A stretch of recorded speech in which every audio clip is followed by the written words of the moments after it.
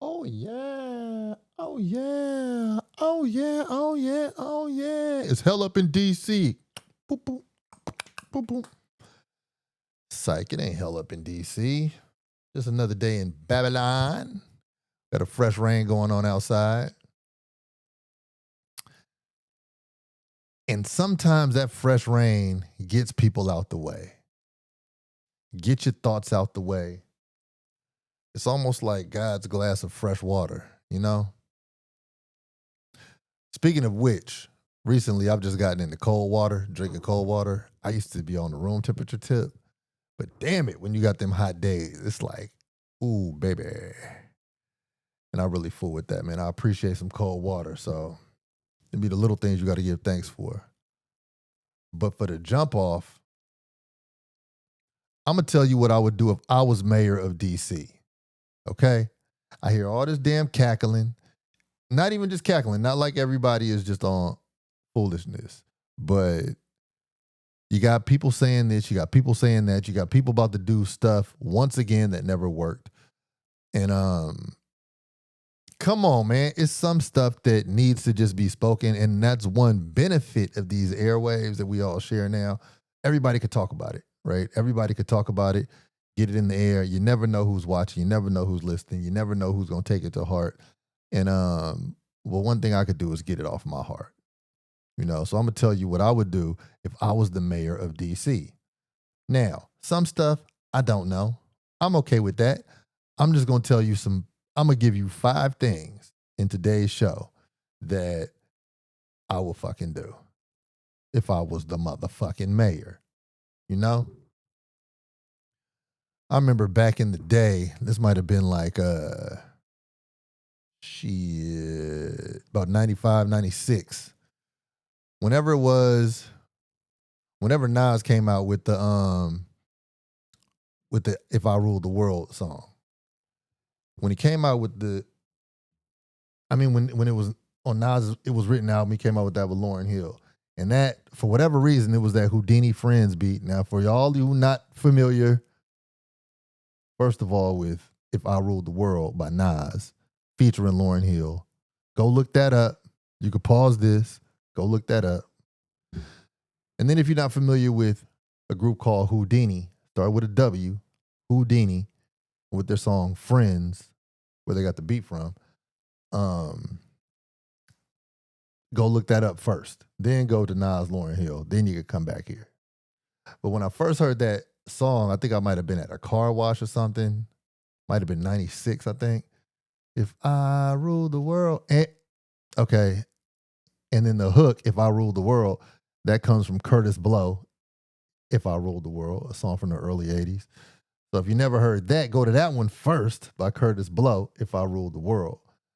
And then you could just see the lineage of how all this got put together. But all that to be said, um, being like a 23-year-old, 22, 23-year-old, Nas was talking about what he would do if he ruled the world. And rap and hip hop is the culture. Rap is the music of the hip hop culture. So sometimes I might interchange them. But rap is specific to the music of the hip hop culture and the speak of the hip hop culture. But hip hop is more than just rap. Okay, so now let's establish some ground rules in this biatch.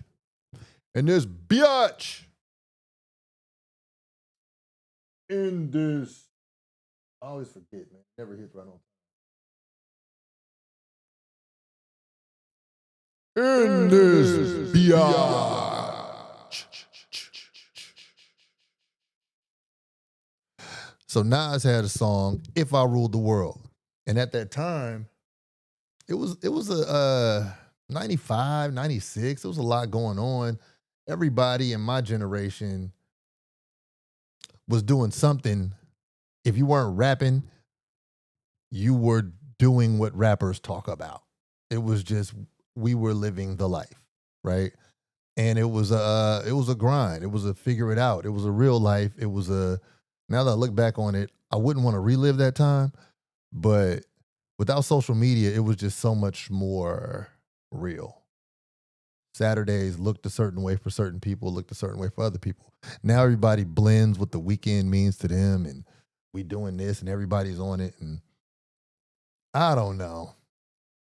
We kind of like pasteurized and homogenized the way we live. But I digress. When I heard the song If I Ruled the World, at that time, I was a very active rapper, right? But I didn't, let me say this. I was rapping my ass off. I was writing raps every day at that time. But rapper, can't really say I was a rapper because I wasn't recording any music. That was back when you would rap in front of people. I was rapping to people, battle rapping. And not this battle rapping where I know your whole story, not this slam poetry battle rap that they do now. And let me say, the battle rap they do now, it's slam poetry. That's what it is. You know, they don't rap to a beat, and it's like everybody know it's real theatrical, and everybody it should be on Broadway, honestly. Like in the buildings, not outside on Broadway. But they do in battle rap today, they do like all the crowd play. I mean, it's great performance, but it doesn't always kind of take rhythm, you know. And the thing that made 90s battle rap different, it was like turn on that beat. You could go a cappella too, but it was a certain flow where I'm gonna pick you apart in the present and rap better than you. And that had weight back then. It meant something. So I was rapping. So anyway, off Nas's song, I remember I wrote a rap to If I Ruled the World.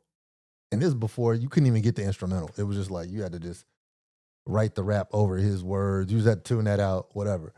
But it comes back to what I would do if I was the mayor, right? And I had a line in that song: "If I ruled the world or rented it, everybody be literate. You'd ask my constituents to consider it." Oh, hold up. I was rapping my ass off back then. If I ruled the world or rented it, everybody be literate. I could ask my constituents to consider it. Man, I still have every single one of my rap books. Damn near got, not everyone, but damn near every paper bag, every napkin, every piece of paper I wrote a rap on. Those, when I moved from house to house, that's some shit I wasn't letting go. So I still got all the scrolls. Hella books. That many books. But yeah, you know, you got to keep your diary, your journal, keep your heart. So, this is the mayoral edition,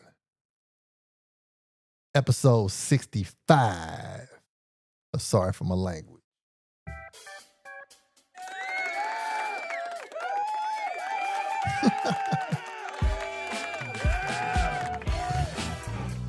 Damn. Crowd got emphatic today, huh? It was happy. The crowd sound happy to know that I'm about to lay out some basic things that would make DC a better place to exist. And this goes for every one of the residents. All right. So now, first, this episode is brought to you by Grindstone Universal. And what I'm wearing right now, you've probably seen this before. I be trying not to. Damn, almost knocked these shoes down. I be trying not to wear the same stuff, but every now and then I'm gonna give it to you. Look at this shit here. Ooh, sheesh, Luis. This is a Grindstone hooded shrug light denim. Oh my gosh, you can't. I don't know if you can see it. Oh, I'm accoutrement it out. I got zippers on my sleeve, oversized hood. Great thing to go traveling in. This fabric is actually by Tom Brown. I got it together, cut it up. You can see the whole thing. You can see the whole actual piece I'm wearing at grindstoneuniversal.com. At grindstoneuniversal.com, it's a fashion house where progress is made and truth is revealed. The lone sponsor thus far. I'm sorry for my language. Yeah. And sorry for my language. Welcome to my show. It's a lifestyle theory, culture, and music show.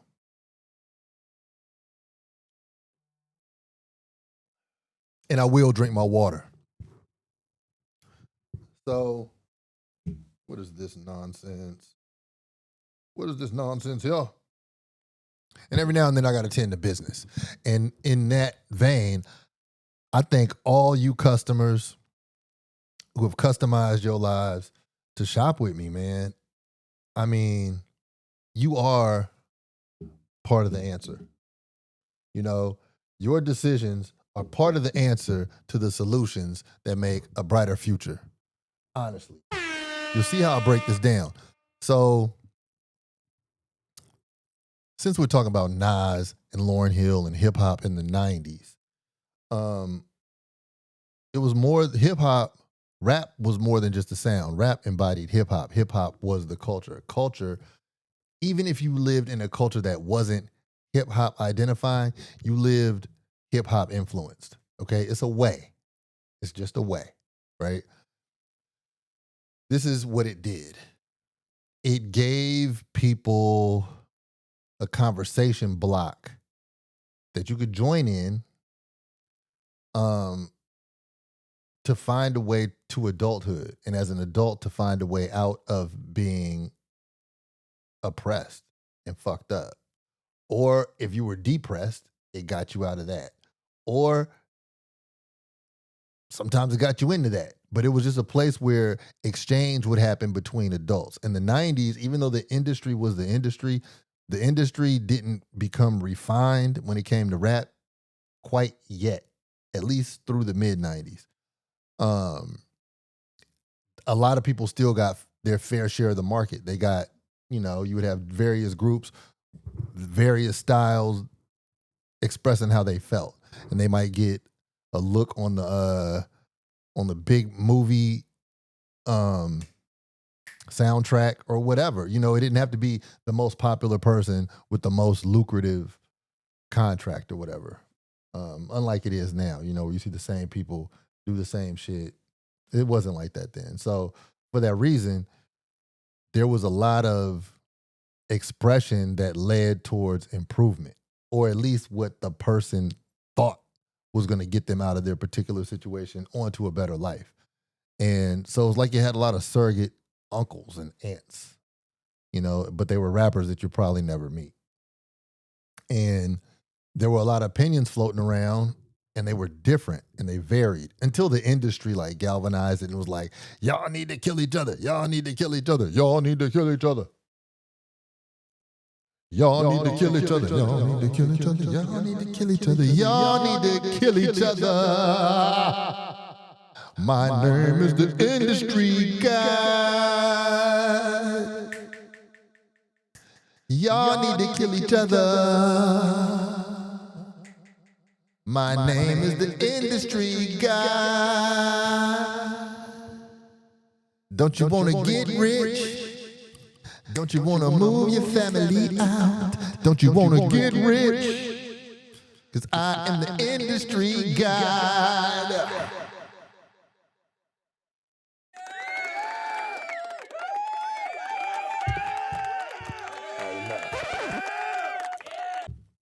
That's what happened to the culture. Like, we were on a good one, and then the serpent came and just like showed all types of apples that you could bite. And people bit the apple, they led the masses. We end up totally fucking confused. And then it wasn't just, the ghetto or the poverty stricken. Nah, that shit was in the colleges. That shit went to the white neighborhoods. That shit took over. And then it became a life in the early 2000s where you had people like Paris Hilton and Kim Kardashian like making it cool and chic. And they never went to the variations of expression. It all went to the most destructive, fucked up, pathological profile. So now those people have kids. And now their kids are in their teens and probably some in their 20s, right? So now we have a problem. We have a problem, DC. We have a problem. DC is not the only city. Oakland, Baltimore, Detroit, Chicago. I mean, all the cities I'm naming, what they have in common? They're black. However, that's only because I just named black cities. Let's get into the white cities right quick. Portland, Seattle, shit. I don't know enough white cities, but I know it's enough white. Frederick, Maryland. Man, white people have tremendous problems. Okay. So the American problem is not just caused by black people and it's not just suffered through by black people. America, for the most part, is poverty stricken. It's fucked up, right? If it's fucked up and it's leaking out into the cities and it's all like that, then the city, damn it, if the people aren't going to do it, the government of the city has to do it. If the government of the city is not going to do it, somebody got to do the shit. And that's where we are right now. Now, this actually leads to a bigger problem. But I'm just going to say what I would do, my 5 points if I was a mayor. First, let me identify the problem. Financial inequity. A lot of that is caused by opportunity. Some of that's caused by generational financial ignorance as opposed to generational financial literacy. Another problem is nutritional inequity. Some of that is caused by financial lack, and some of that is caused by generational horrendous nutritional habits. So we got to get over this generational hump, right? But first, let's just deal with the financial part of it. Now, as we saw in the pandemic, there were a lot of people getting $600 a week. A lot of people who never got $600 a week were getting $600 a week in the pandemic for assistance, for sustenance. So if your bills are already, you're figuring out how to get by, you get by, and then you're getting damn $2,400 extra a month off what you was doing anyway. Most people fuck that up, right? So throwing money at the problem does not fix that problem. I want you to hear me, church. I want you to hear me. Because I'm speaking from the valley of Mount Sinai. There was a sound that I heard. There was a sound that I caught. I had a little birdie whisper in my ear. The birdie told me something about what we need to do to fix this issue.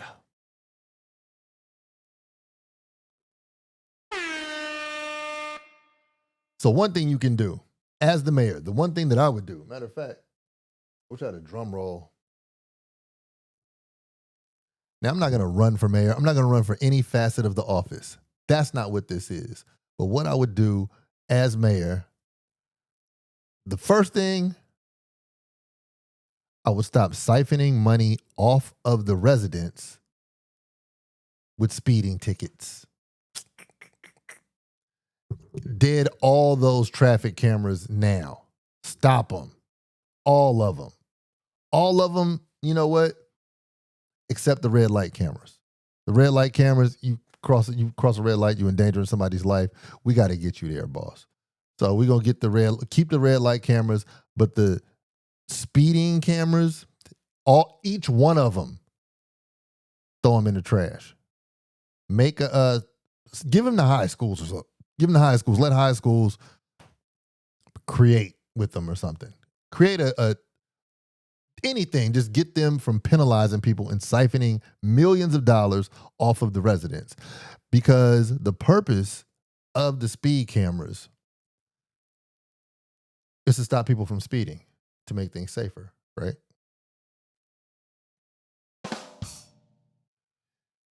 If you want people to stop speeding to make a safer neighborhood, build speed bumps. Speed humps. Get your speed humps. Nobody, I don't care what type of vehicle you pushing, Nobody's speeding over some damn speed bumps. It's just not happening. Spend that money once. Nobody has to monitor a damn speed bump. And that street is not going to get sped down. That's the way to do it if your interest, mayor, was really to stop people from speeding to keep the neighborhood safe. Speed bumps. That's the first thing I would do instead of cameras. Because then I get to keep my money in my pocket as a DC resident. Okay, and then all this doubling and tripling of the fucking fines, all that shit. It's like, what the hell are you doing? Why would you even do that? If people keep getting tickets, it's showing you that they're not slowing down to the speed limit. They just start incurring more fines. They risk losing their car. They risk losing their license. Now they got to hit a money lick in order to pay you. Why'd you even create that cycle? I think that's 100% predatory and 101% inadequate governing of a people. So we would get that up out the way. The second thing that I would do if I was the mayor. Oh, let me cook.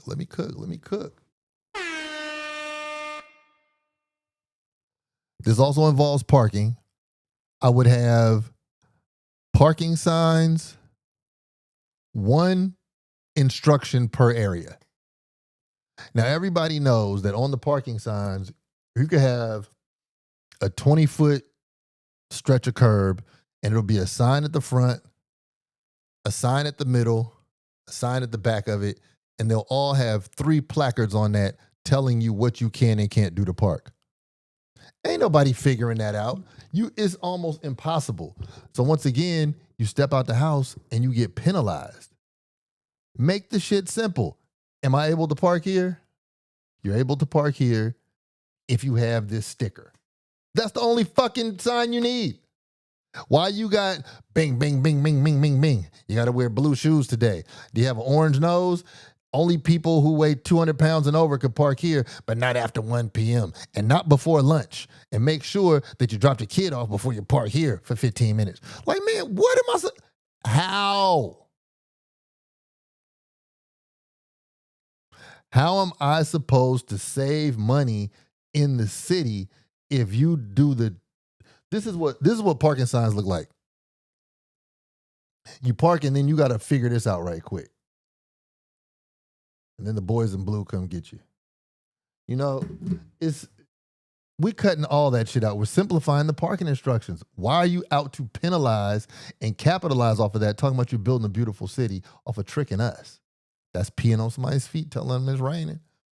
That's what you're doing. So those are 2 things that I will cut out. That will put money in the pockets of the citizens. The third thing that I would do, now we get into the meat and the potatoes. I would have mobile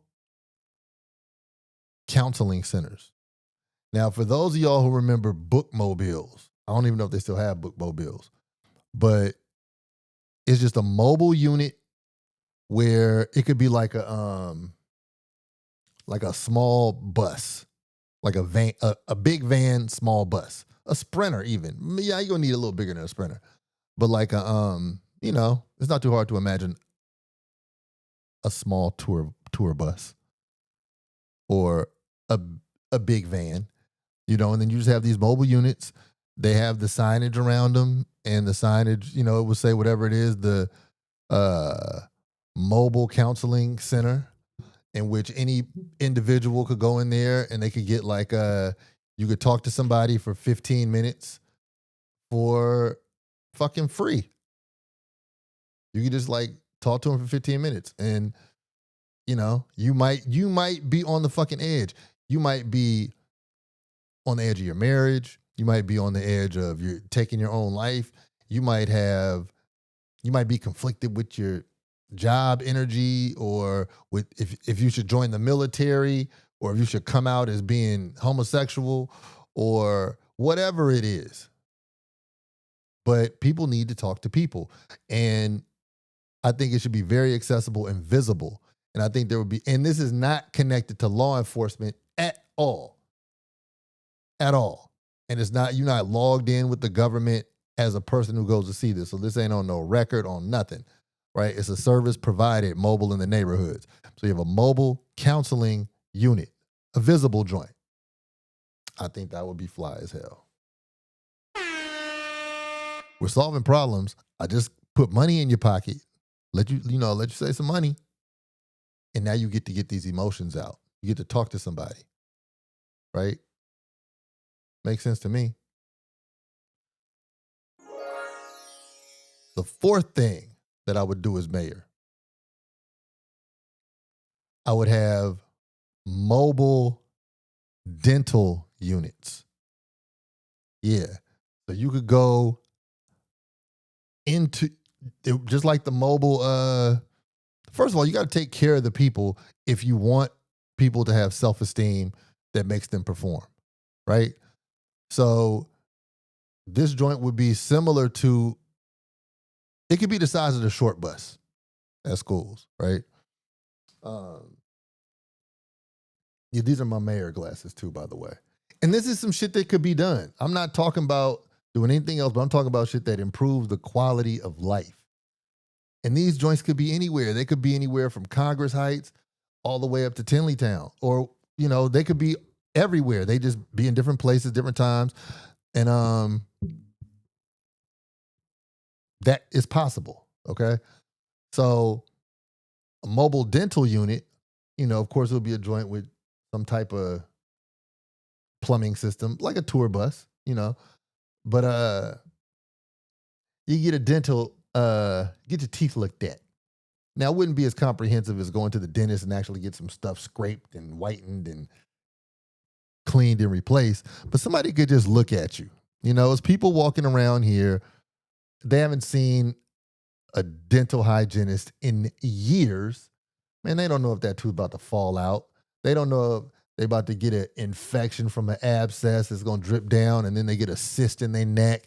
Then they get scoliosis because the cyst in their neck got them walking like that. Then they breath stink all the time because they got a dead mouse over here. They crawl to their neck. They don't know. And it would just be good if somebody just go, man, let me check. We're like, oh, I'm trying, let me see. Just make dental hygiene a thing because it lends to self-esteem and good health. So a lot of people who eat a lot of sugary things, we're not worried about how fat you are in this conversation. You got bad skin and you got bad teeth. Let's start there. That's going to cost you. Your skin is something that protects and lets things breathe from out of you. So bad skin is almost like you got a bad fence on your yard, and things are going to come in, and it's going to be hard for things to get out. They can't open that body gate. They can't get out, right? And if you have racked up, your teeth are just a mess, that's going to cause problems for you. You get like major infections that will really be a problem. So it's more than just being cute. It's about being healthy. Number 5, the fifth thing that I would have in the city if I was mayor. If you are 14 years and 182 days old or older, then you indeed get charged as an adult for violent crimes and crimes involving breaking in something. So whether it's breaking in a store, breaking into a house, or breaking into a car. And breaking into a car could be while somebody's in it. That's violent. Carjacking is violent. But all your violent shit, yeah, you big enough, you old enough, you smart enough. Because let me tell you, being 14 years old is like being a small 18-year-old. Like you have the mentality of, I know what I want to do. I'm feeling myself. You just ain't grown into the body, but your mind is there, And so if you're 14 years old doing violent shit, if you're 14 years old breaking off in some shit, there's 2 reasons why you should get charged as an adult. The first reason is we don't want to pacify this demon. And listen, if you give them some way to kind of get around it, make it easy, make it all right, and don't put like immediate change of course on certain behavior, they're gonna lay back and they're gonna get bigger and they're gonna get better at that shit. So you have to just put the gates on that now. You can't be doing this shit. Straight up. You cannot break in somebody's joint and choke them out and then get charged like a baby. Can't do it. So yeah, you 14 and up, 14 and a half and up. Hey, fuck it, you in big boy shit. And then you can see all these men with gray beards and bald heads who you don't want to be like. That's fair. And if you're 14 and a half and younger, or no, 14 and a half and older, and you do some shit like steal from a store, but you didn't break in the store and you didn't, nobody got hurt in the process and you had no weapon, nothing violent on you, all right, then you're still in that kid world. You're still an asshole and somebody needs to direct energy towards your family on why is this happening. However, you still get treated like a kid, whatever that brings, right? But anything that involves breaking into something, anything that involves anything violent, you grown.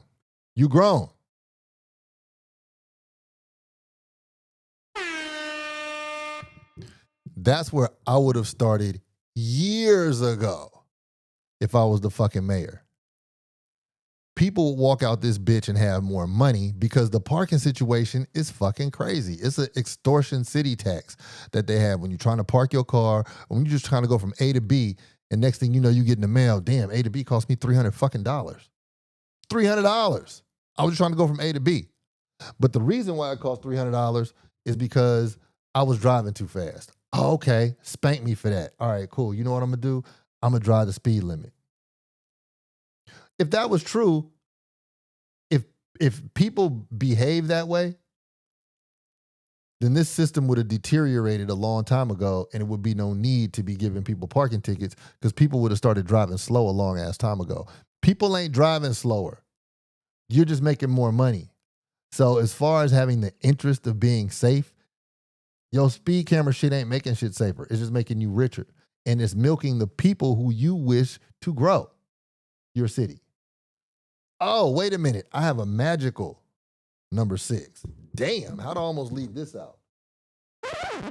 Oh my gosh. And this is a big decision, but this has to happen. In light of all people realizing that we could successfully run business corridors without actually being in the office, you have several empty office buildings out this motherfucker. You have several empty office buildings. I would condemn 5 big ass office building footprints a year. 5 of them. We knocking these motherfuckers to the ground. And what are we making? Green spaces, park spaces with workout stations. So you have a healthy fucking population. And that's as far as I've gotten, workout stations. Exercise is very important. I think there need to be more accessible places publicly to exercise. But what else could go there? I don't know.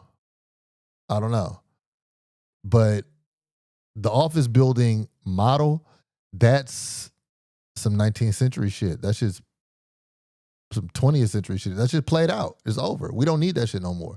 We don't need these buildings blocking the skyline no more because all that work could be done from the damn phone. And if you need to meet up in a group, then y'all can meet up at a damn WeWork or something like that. But you don't need to be in the places. And then the restaurants and stuff, they're like, but people won't patronize where I am. That means that your shit's played out too. Like we can't keep dinosaur grass growing to feed dinosaurs. There has to be a way to pivot that, right? So if you haven't figured out your delivery where you could have a kitchen rather than a restaurant, if you haven't figured out your, what the fuck is not delivery, your catering, then you know, shit. Or if you're just not charming enough, you just was hitting a lick because things were there, things freaking change.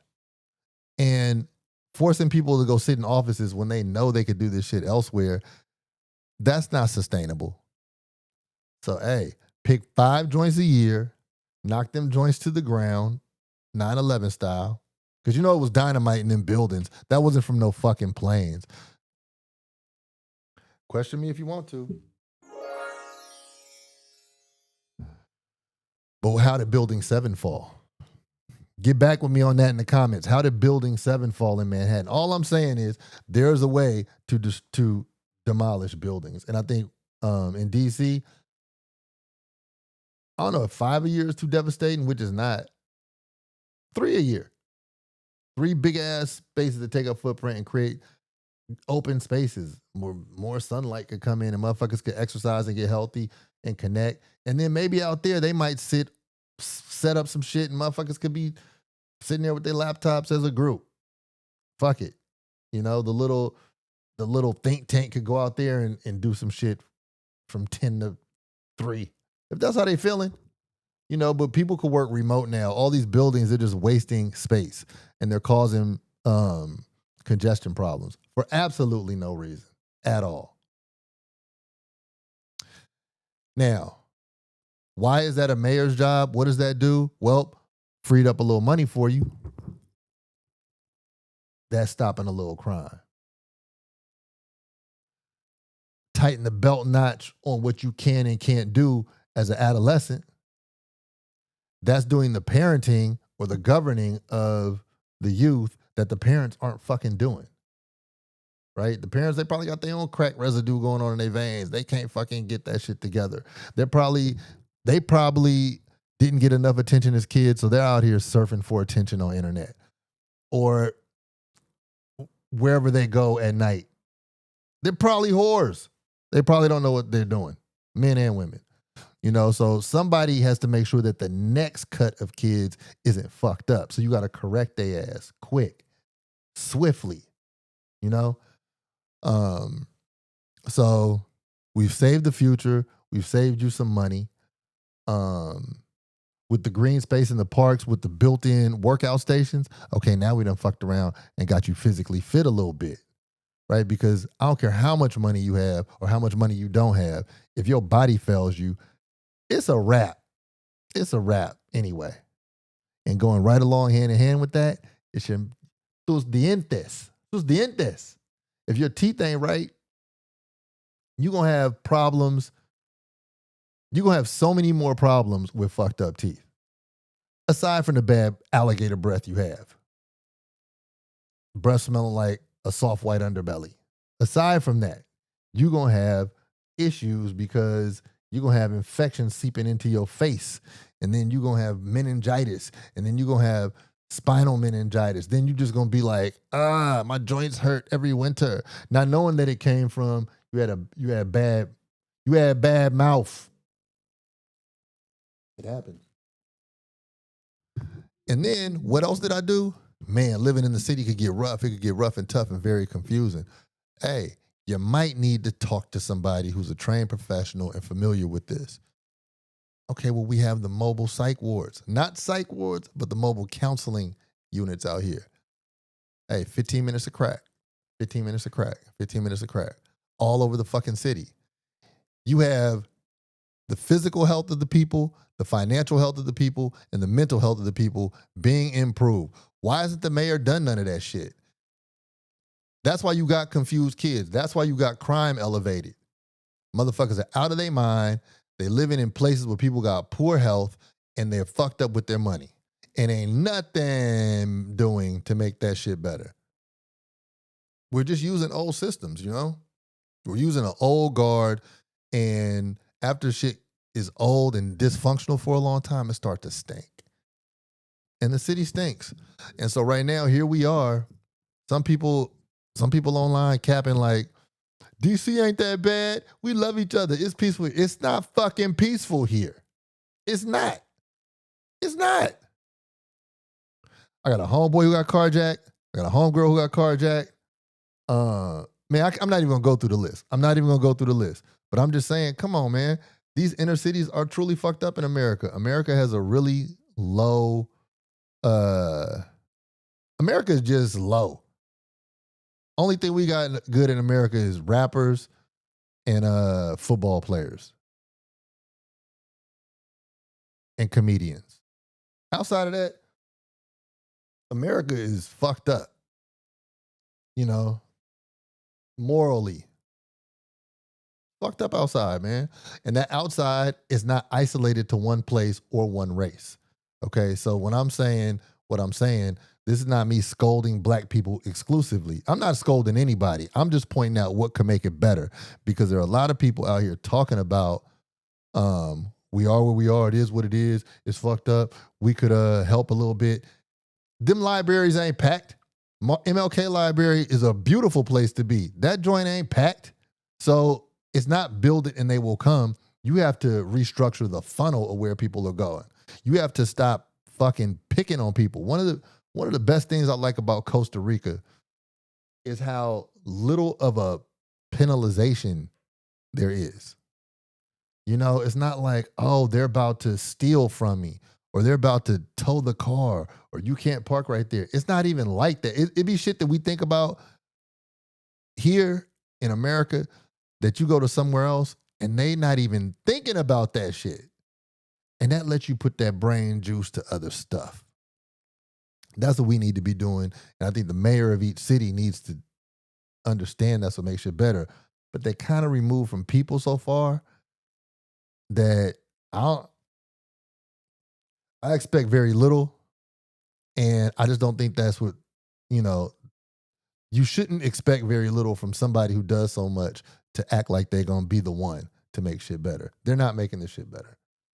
And so with this federal occupation of Washington, D.C., it's the first step to answer a question that has been left unanswered. And with this first step being taken, it's going to open the door to a lot of terror, a lot of tyranny. But what the hell were we doing without somebody kicking us in the ass? Like, why couldn't we get this straight? Why couldn't a major city like this get this straight? That's what each member of each fucked up city that you live in, that's what you got to ask yourself now. Why couldn't we get this straight? And if you were the mayor, if you were the one who could make those decisions, who could call those shots, what would you do? Where would you start? Be specific. Lobby for that. Do something in your world that will make your voice be significant, because you got all the big ideas. You the one in the comments with all the answer. Right? So don't be a bitch. Be part of the problem. I'm Grindstone. Part of the problem is we give our financial power up to others. Shop with those who love you. Go to grindstoneuniversal.com and believe that. Look for the people in your neighborhood who do what you love and who do with your money what they love. Peace.